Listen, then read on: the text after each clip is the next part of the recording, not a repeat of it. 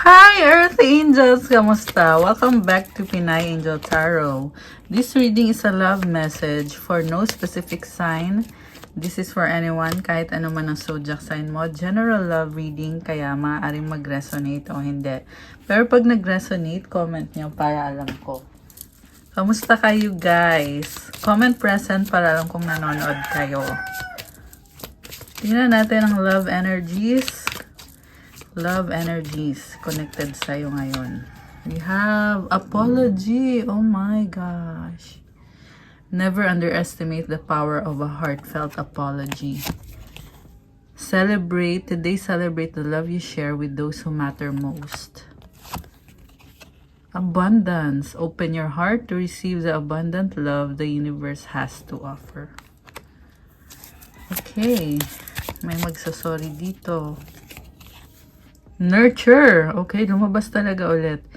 Nurture your relationships like blooming flowers. They'll flourish. Trust. Guard your heart. Not everyone deserves your trust. Okay, may gustong mag-sorry. May gustong makipag-usap at makipag-ayos sa'yo. There's the energy of abundance. Someone is so attracted to you. As in... Tingnan natin yung mga angel numbers. You have 911, courage.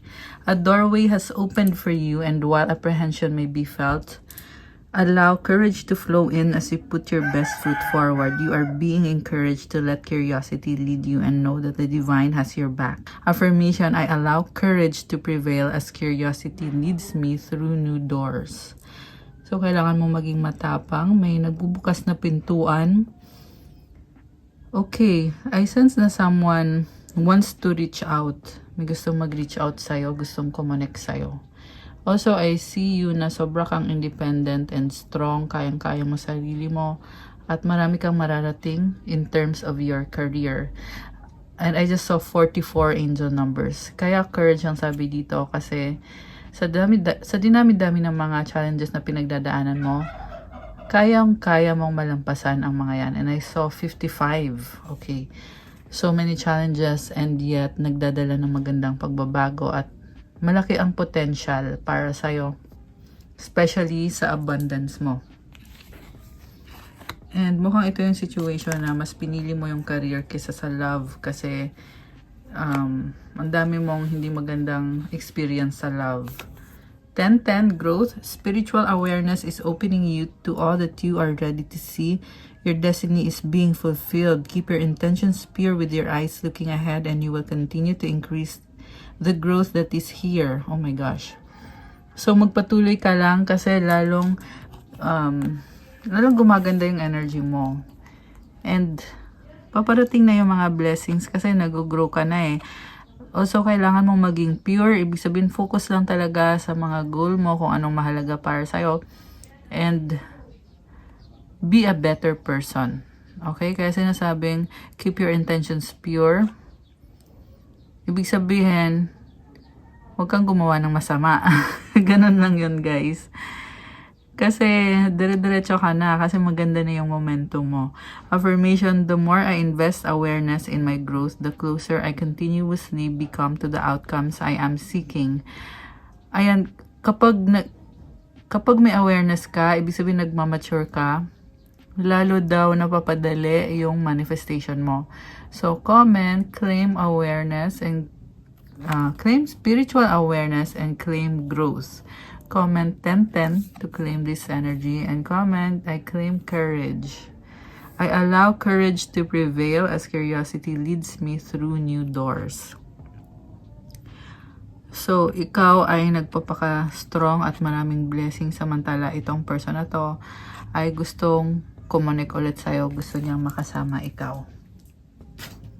So, okay, tingnan natin. Ano bang mga iba pang ganap or ano ba mga nangyari dito sa connection na to? Okay, we have watching shit go down, enjoying the gossip. Merong nanonood. Okay, popcorn. I also feel someone wants to, parang biglaan na lang siyang magpaparamdam. Bank failure.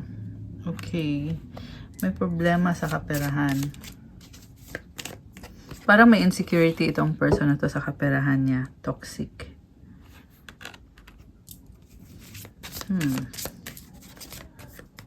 Hindi maganda sitwasyon niya ngayon, lalo na sa kaperahan niya. Falling apart, falling into pieces. So, mukhang meron siyang kadil dito na toxic. Kaya ganun yung mga energies niya. Pregnancy test, unsure pregnancy scare, positive, negative. So, ang nakikita ko dito, pinananagutan sa kanya yung pagbubuntis nitong person na to, pero hindi naman sigurado kung siya talaga yung tatay. Putting on a show. Nagdadrama lang, nagpapapansin. Kung sino man tong kadil ng person na to, na nasagap natin dito, hindi maganda yung energy niya. Very toxic. Okay, kaya nasa-stress tong person na kadil mo. Dahil sa energy ng other person. Total drama, action. Okay. So, madrama siya. Running away. Tinakbuhan yung drama.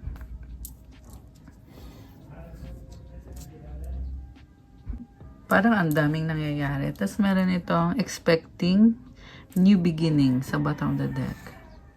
Oh, ikaw to. Ikaw yung tumakbo. Dahil masyado ng madrama, kaya tinakbuhan mo. Dahil meron kang emotional intelligence. Ito tumalikod, di ba? A situation's about to explode. Shit's about to pop off in flames. So, ngayon, ikaw tumatakbo papalayo, samantalang itong person na kadil mo ay yung energy niya dito is bigla na lang, gusto niyang bigla na lang magparamdam or bigla na lang bumalik sa buhay mo. So, parang wala lang nangyari. Yun yung gusto niya mo. Yun yung energy niya. Na gusto niya pansinin mo siya. Keeping a promise. Very impulsive yung energy nitong person na to. Also very fiery and passionate. And itong keeping a promise, it's like in love siya kasi sa'yo eh. So para sa kanya, kayo pa rin. Kayo pa rin. And parang ikaw pa yung masisisi dito na ba't ka bigla na lang nang iwan, bigla ka na lang tumalikod. Outdated, expired, disused, old news, discarded. I'm saying na it's too late.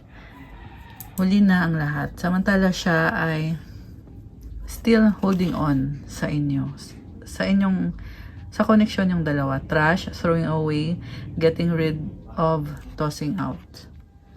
So, mukhang tinapon nyo na yung mga memories nyo or ikaw, binitawan mo na yung mga memories nyo. Samantalang itong person mo ay in love pa rin sa'yo. Caught you, finding evidence, getting caught cheating, getting played, manipulating, lies, control. May kadil siyang ibang tao na minamanipulate siya. I hate nothing about you. Samantalang yung isip niya ay nasa sayo. Ikaw yung iniisip niya. At merong nag-spell sa kanya. Love spell or some sort of manipulation spell. Investigating. Okay, hindi ka niya mabitawan kaya nagsastalk sa'yo. Itong person na to. Kita mo, nakatago. Nagsastalk siya sa'yo.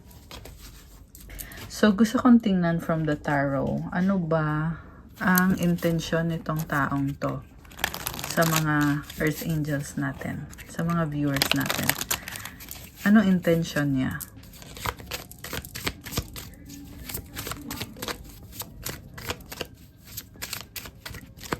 Okay, let's see. We have Knight of Swords. Uy, ang bilis ah. Death. Six of Swords. Wheel of Fortune. Queen of Swords. And sa bottom of the deck, we have Four of Wands. Okay. Grabe, hahabulin ka nito. Hindi siya papayag na iiwanan mo siya. Natatauhan siya dito. Gusto niya magkaroon ng expansion and growth sa relationship nyo. Commitment, relationship, happiness. And, dito din si Queen of Swords eh. So, ang na-feel ko dito is, may iba siyang kadil maliban sa'yo at tinatry niyang balansehin. So, bakit ganon? Andito yung Four of Wands. Feeling niya, kayo pa rin. Or, hindi kayo nag-break. Kumbaga, tinapos nyo lang yung connection nyo pero walang breakup. Five of Cups. Nangihinayang malungkot. Umiiyak. The Star and the Seven of Wands. So, umaasa pa rin. The Star is about healing. At the same time, emotional at defensive. So, yung intention niya dito is bumalik ka lang talaga sa buhay niya. Ayan o, Six of Pentacles. Gusto niya yung give and take. Ace of Swords. Meron siyang aalisin. Siguro may tatanggalin siya na bad habit para lang talaga magkaayos kayo. Ace of Pentacles. Okay, dalawang ace. So, again, ito yung bagong simula kasi umaasa nga kasi itong taong to. Mukhang merong regalo. Oh my gosh, may parigalo. Kanina nga may flowers, 'di ba? Yung sa apology. We have Magician, baka may kadikang Gemini, Aquarius, lakas ang Earth sign, Capricorn, Taurus, Virgo, Fire sign, Aries, Leo, Sagittarius, Air signs, Gemini, Libra, Aquarius. So, ready na siya pero hindi siya makapag-decide. Gusto niya, ano ba to? Gusto niya sigurado. Or gusto niya na the moment na nag-reach out siya sa'yo ay siguradong makukuha niya kung ano yung gusto niyang mangyari. Seven of Pentacles. Sa totoo lang, hindi kanya mabitawan, pero iniisip na lang niya na bibitawan kanya. Ma-pride eh. 4, 5, 6, angel numbers on the screen. 7 of Swords. Okay. Alam mo, pabalik-balik, nakakaloka tong taong to. Kasi kanina nakikita ko, may aalisin siya or meron siyang tatalikuran para sa'yo. Tapos ngayon naman, biglang hindi niya maiwanan yung other person kasi may ano din siya dun, may connection. It's either may anak sila ng taong yon or something na kailangan niyang panagutan. Four of Pentacles. O see? Hindi siya makakilos. So, hindi lang din magiging honest sa'yo itong taong to. The Hangman. Ngayon, hindi siya mapakali. Isip siya ng isip about sa mga nangyari. King of Swords. Yun nga yung problem dito sa taong to kasi hindi siya connected sa emosyon niya. Pero, isip naman ng isip sa'yo. So, sa totoo lang, it's not going anywhere. Ang gusto lang niya mangyari is magkaroon ng reconnection sa inyo. Kasi para sa kanya, kayo pa rin eh. So, pero, so far, wala akong nakikitang emosyon. Andun lang yung kagustuhan niya na gusto niya makita ka, makasama ka. Gusto niya magsimula kayo ulit, pero walang emosyon dito, guys. Tsaka matindi yung pagsisisi niya. Siguro yung emosyon na nakita ko is yung panghihinayang. Yun lang yun. Pero when it comes to relationship na yung loving, caring, although kanina may lumabas na nurture na card dito sa ating romance and love oracle. So siguro yun na yun. Gusto niya mangyari is aalagaan ka niya. Pero, hindi siya marunong magsabi ng emotions niya. Tower. Oh my gosh. Why do I see na someone is under spell? Merong ginagawang spell sa kanya. Okay. Bakit ganon? Sino yon? Queen of Cups. Queen of Pentacles. Three of Pentacles. Oh, okay. Dalawa eh. Dalawang babaeng lumabas dito. Tapos, ito number 3, di ba? So, malalagay ka lang sa third party situation. Four of Swords. Okay. Nakastuck siya. Wala siyang magagawa. Wala siyang ginagawa. Four of Cups. Hindi siya masaya sa person na yun. Pero, ito oh. Merong bahay. Merong share sila ng resources financially. Merong energy ng bata. Okay. The Chariot. Two of Wands. So, meron din dito guys na naisip ka niya, ano to, the Hermit. Nine of Swords. So, kaya siya hindi mapakali kakaisip sa'yo is dahil nasa isang connection siya. Pero ikaw yung gusto niyang makasama. So, ano ba magiging outcome dito? Tingnan natin. Ang gulo kaya pa bago-bago siya. Tsaka, hirap siya magsabi ng emosyon niya. Ikaw yung inaasahan niya na ayusin yung relationship nyo. Pero, paano naman hindi niya, sa nakita ko kasi, tinalikuran mo na siya at hindi niya makuha yung loob mo. So, the outcome is 10 of Wands, the Magician, 6 of Pentacles, 8 of Pentacles, 4 of Wands. Oh, okay. Mukhang busy-busy. 7 of Swords sa bottom of the deck. Okay, so burden siya. Ang dami niyang gustong ayusin sa buhay niya, lalo na sa kaperahan niya. Naisip ka niya at umaasa pa rin siya na magkakaayos kayo. And sa kanya, it doesn't matter kung may iba siyang ka-deal. Kasi ikaw yung mahal niya. Ganon yung nakikita ko sa taong to. Ikaw yung gusto niya makasama. Yung nga lang, for me, hindi healthy yung relationship. Kasi parang hindi niya nasasabi yung emosyon niya So, Ace of Pentacles, 8 of Cups.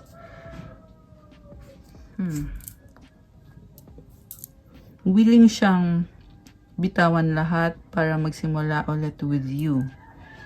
At mabilis yung energy. Kasi ito din yung kind of person na nagkamali siya nung binitawan ka niya, kaya nagmamadali din siya para bumawi sa'yo. Okay. So, ano pa ang ibang mga energies dito? Okay, ito. The Temple Pass. Okay, this is an energy of abundance. Contract. Okay. Attachment.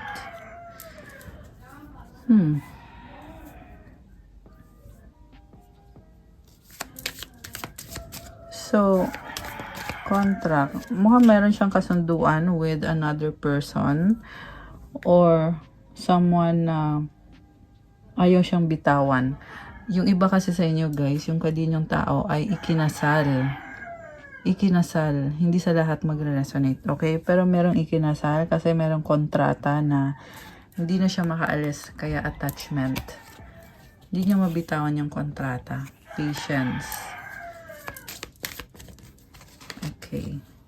Community strategy. So, parang pinagkakaisahan. Yan yung narinig ko Kasi, minamanipulate siya. Okay, merong community na nagmamanipulate sa kanya. Woman holding a coin. Lalo na sa kaperahan. Pinaperahan. Also, this is someone na nanghihingi ng advice tungkol sa'yo at nagsa-strategize. So, dalawang sitwasyon ang meron siya dito. Sa isang sitwasyon, nagtitiis siya. Kaya patient sabi dito. Kasi mabait masyado tong person mo yung person na kadin mo masyadong mabait. Kaya namamanipula, naloloko, napeperahan. So, kahit na pumapayag siya na i-manipulate siya ng isang situation or person, pero nag-iisip pa rin siya kasi nga gusto ka niya. Samantala, naghahanap to ng advice kung paano mo siya ulit tatanggapin sa buhay mo. Or paano siya makakabalik sa buhay mo. Walking away. Oh my gosh. Grabe. Alam mo yung pag-alis mo dito, nakakaloka, biglaan. Talagang binigla mo siya.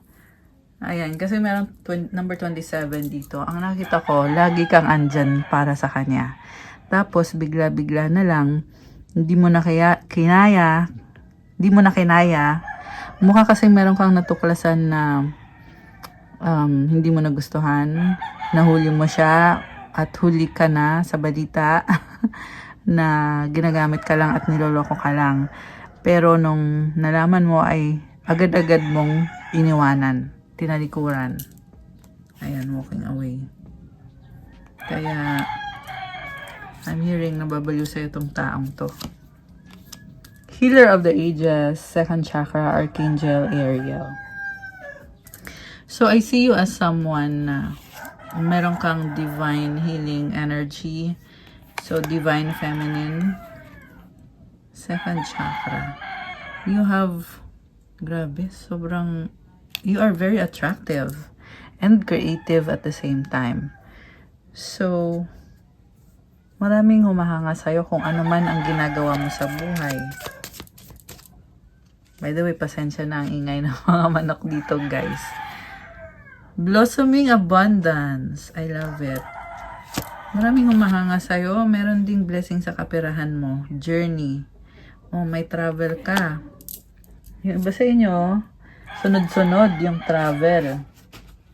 Okay, so, ano pang paparating sa love connection na to? Tingnan natin. Ano pa ba? Anything else na hindi pa natin nalalaman or hindi mo pa nalalaman? So, cycles, fate, karma, something ending, something beginning. Okay, so ulit-ulit lang yung cycle. So, kaya tingin mo dito, it's useless. Wala ka nang pwedeng gawin dito na bago. Naboboard ka na eh.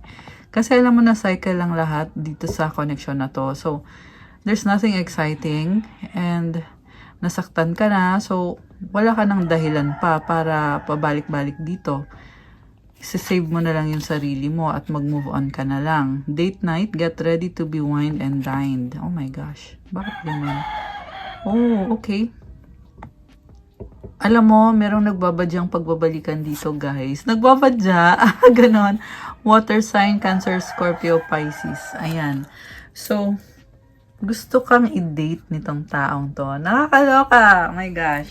So, sa bottom of the deck, we have caution, finding out more information, don't overwork yourself. So, ayan guys ha, meron dito isip sa'yo at gusto talaga na, kumbaga, parang tapusin na lahat ng mga arguments, lahat ng mga disagreement, misunderstanding, tapusin na lahat ng drama at magkita na kayo, mag-date na kayo, mag-usap na kayo. Ganun lang yung gustong mangyari nitong taong to. Sabi ko nga kanina yung popcorn na energy na parang bigla na siyang magpa-pop or bigla na lang siyang lilitaw sa buhay mo na parang walang nangyayari. 555 angel numbers on the screen. Ganun yung energy niya. So, bigla na lang and hindi mo in-expecto, pero yun yung mga energies. Communicate, compromise, forgive, work it out. May pag-uusap na mangyayari sa inyo. Vacation, you will be traveling soon. Oh my gosh, guys. No, it's not the right time. Oh, baka hindi ka matutuloy. Magta-travel pero hindi matutuloy. Okay, yan yung nakikita ko dito. Air sign, Gemini, Libra, Aquarius. May sasabihin sa'yo yung air sign, earth sign, Taurus, Virgo, Capricorn. Possible ito, any of these signs, yung signs ng person mo or ikaw. Honeymoon, honeymoon phase, attending someone's wedding. Okay, one more. Okay, ito dalawa, sige. You have guardian, a lost loved one watches over you. Someone else, oh my gosh. Someone is in the middle. Someone is trying to sabotage. Okay. So, kuha tayo ng isa pang card. To clarify someone else. Fire sign, Aries, Leo, Sagittarius. Moving, change of residence, moving in with your partner. Oh.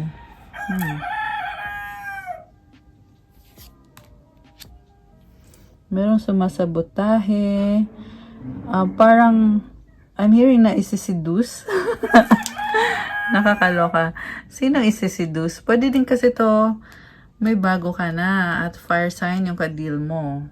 There's an energy of seduction moving. Okay. Okay, so pwede din to guys. Kaya to. Merong nag-uusap-usap, ikaw yung pinag-uusapan. Pregnancy, Mercury retrograde. Okay. So, someone is in love with you, pero parang ayaw mo eh. Okay? You may be dealing with multiple persons. Luck is on your side, yes. So, yung pregnancy, matutuloy. Okay? Pero ito may gusto sa'yo, hindi ka magiging okay. So, hindi to kailangan literal na pagbubuntis. Pwede din to sa career mo na merong blessing. Kasi yung pregnancy, blessing kasi ito. Pwede din yan attraction. Sexuality, someone is still figuring themselves out. Okay. So, kuha tayo ng mga messages of love. Tingnan natin. Mga messages of love for you. Alisin ko lang to, guys. Okay, ano mga messages of love? Deep in your heart, you already know the answer. Do what feels right. Oh my gosh. So, the past is now behind you. Release it and embrace new possibilities. A new path is now available to you. Follow it with faith. Oh, okay. Maraming possibilities. Okay. Transformation, your relationship with one another is about to deepen. Love conquers and transform all things. Alam mo yung nakikita ko dito sa reading na to ngayon is kahit sobrang gulo ng mga nangyayari sa connection na to, pero merong pagkakaayos, merong pag-uusap, pagbabalikan, merong date. Merong dating. Yun yung mga energies dito, guys. Pero sa huli, decision mo pa rin. Depende kung anong gagawin mo. Pero there's an energy of transformation. And sabi ko nga kanina merong biglaan. Merong something biglaan na mangyayari. At nakikita ko yung pag-uusap between sayo at sa person na to. So, ibang chapter na ng connection nyo. Kung ano yung naging problem dati, kumbaga, release na yon. Sinasabi dito, tapos na yon. The past is now behind. Release it and embrace new possibilities. So, sa bagong landas, ito, a new path is now available to you. Follow it with faith. Have faith sa bagong landas. Pero guys, remember, decision mo pa rin, okay? Ang nakita ko kasi, the moment na binitawan mo tong person na to, nagkaroon ka ng magandang buhay, magandang energies.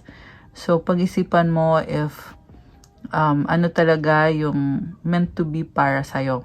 Okay? Mahirap sa'yo magdesisyon. Samantala, itong taong kadil mo ay mahirap din yung sitwasyon niya. Okay, so, ayan. Yun lang ang masasabi ko sa reading na to, guys. Medyo nakakaloka siya. Pero, let me know kung gusto nyo ng part 2 or kung nag-resonate kayo. Please like the video, comment, subscribe, hit the notification bell. I-share nyo kung ano yung situation nyo, lagay nyo dyan sa comments. Kung kailangan nyo naman ng gabay, kung gusto mo na ikaw mismo yung i-reading ko, message lang kayo sa Viber or sa WhatsApp para mas mabilis. Nasa description box po yung contact details. Tingnan nyo na lang po dyan. Again, mabilis po talaga if sa Viber or WhatsApp kayo mag-message. After Holy Week na po yan, diba? Also, gusto ko lang i-clarify na yung private reading services ay gagawin through video call. Kasi may nagtatanong kung meron din bang private reading na recorded kagaya nito na papanood nyo sa YouTube. So, sa totoo lang, mas mataas yung price kapag recorded na video.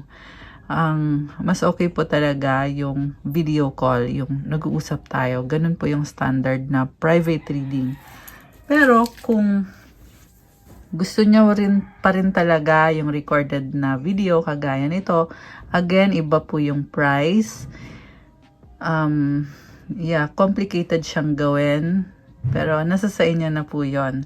You can inquire para malaman nyo yung mga detalye kasi iba talaga yung nag-i-inquire kayo kaysa yung nanonood lang kayo or nakikinig lang kayo sa sinasabi ko para makuha nyo straight yung kung ano yung information na kailangan yung malaman about the private reading. So, thank you, Earth Angels. Also, follow nyo ko sa Instagram. May mga crystal bracelets kagaya nitong nakikita nyong suot ko.